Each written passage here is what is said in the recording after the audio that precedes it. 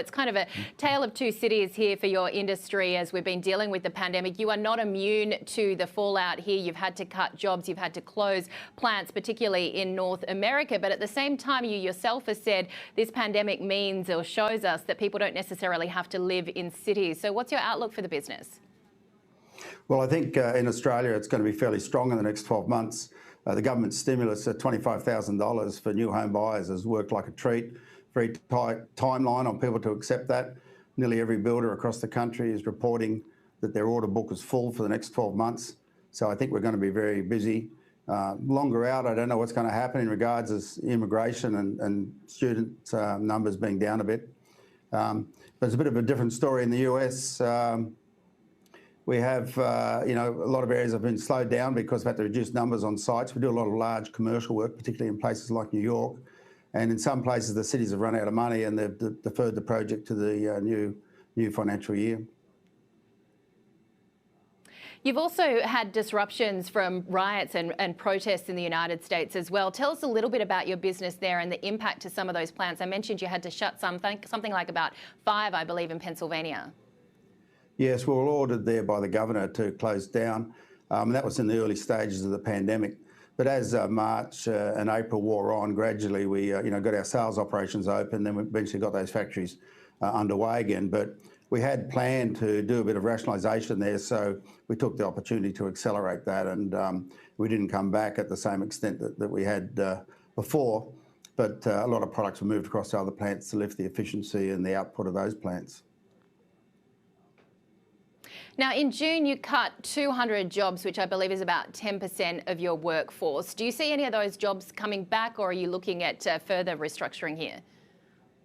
No, I don't think there'll be any further restructuring. We did what we had to do early. A lot of it was planned. I think out of those numbers, there was most probably only about 50, which was just tightening of the belt.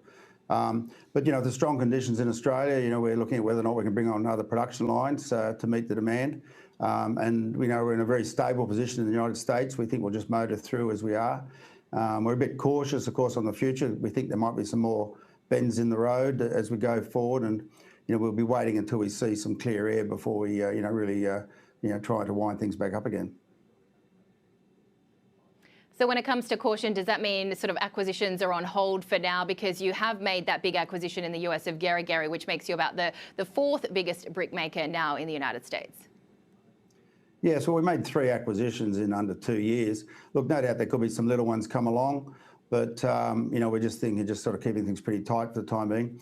We have recommenced all our capital works programs, although that's a bit limited because our engineers are sort of tied up in Melbourne and we can't get them around. But as best we can, we're trying to keep the capital works going because we know we're going to need that when we get to the other side of the pandemic. When we look at the government stimulus efforts in Australia, unemployment is rising, but probably not quite as high as some had predicted by this stage in the cycle. Has that stimulus been a game changer in the fact that, as I mentioned earlier, some people are looking to upgrade, build bigger homes, or has it, just kind of helped things kick along? Well, I think from the employment view, it's really worked well. It's stopped people losing their jobs, and the unemployment is really quite low relative to other countries around the world. But I think going forward, people had nothing to do, so they did do a lot of renovation, and the stores that provided do-it-yourself sort of supplies, and we found it in landscaping supplies. They were very strong through that period.